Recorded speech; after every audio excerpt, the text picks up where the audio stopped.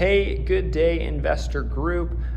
Chase here. Wanted to send a quick video. It's been a couple weeks since I've got a video out. Had a whole bunch of business things I've been working with, a couple hires and things like that. I'm working on onboarding and bringing onto the team. So had a few other things on my plate the last couple weeks. So apologies for not getting another video out last week, but this is this week's video. And this week I want to talk to you about something that I read in a book that probably many of you have read. The book Rich Dad, Poor Dad by Robert Kiyosaki.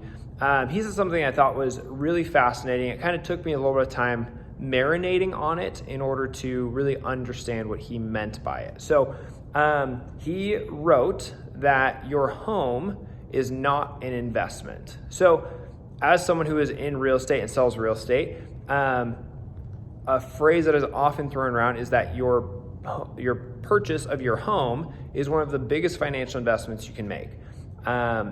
With that, you want to make wise decisions on where you're buying and what you're buying and how it fits your needs and all of these different things, which I think on some level that is very good and very wise. But on a practical level, what he is talking about is something I think we're seeing quite frequently. And as fellow business leaders, many of you have influence and kind of a say in other people's finances and what they're doing, and you have people that listen to your voices. So I want to kind of parse this out a little bit and talk about what that means that your home is not an investment. So yes, your home is a large expense. It costs a lot of money. You want to make good decisions with it.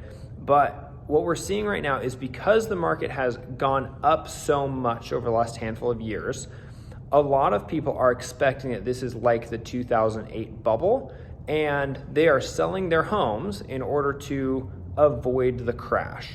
So I know many people who have sold their homes expecting that, hey, this market's probably going to crash, and then they go and they rent for a year or they rent for a couple years, and the market has continued to climb. So through that time, not only have they paid money for rent, they're living in a space that is not as nice as the one that they were previously in.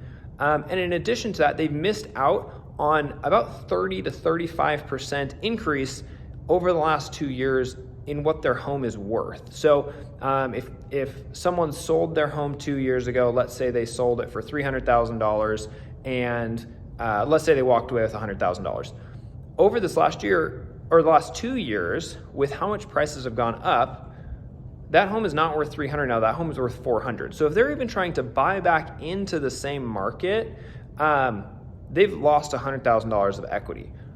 But on top of that, they're looking at their home purely as an investment and not somewhere that you're living. And so I think there's kind of this disconnect where people are trying to time the market and get out or get in or do this or that. And one thing that I would encourage you is kind of keep in the back of your mind, especially as you're talking to people who are considering trying to time the market, that your home should not be an investment. It is a place that you live. It is something you are buying for personal use.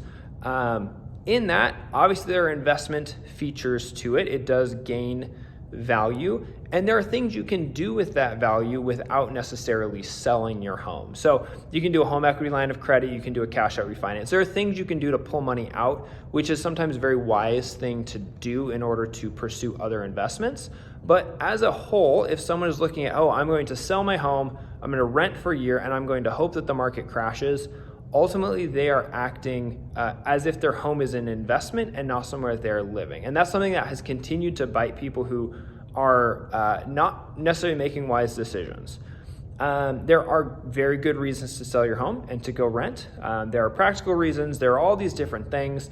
But what's even happening now is because rental rates have gotten so high, people that have sold their home and are trying to purchase new homes now, a year or 2 years later, are seeing that the prices have gone up significantly.